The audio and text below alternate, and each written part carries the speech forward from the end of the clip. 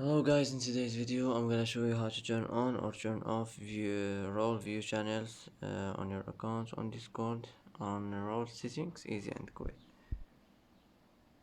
First click here, now click settings, and now click roles, now click here, click permissions, and here as you see you will find view channels.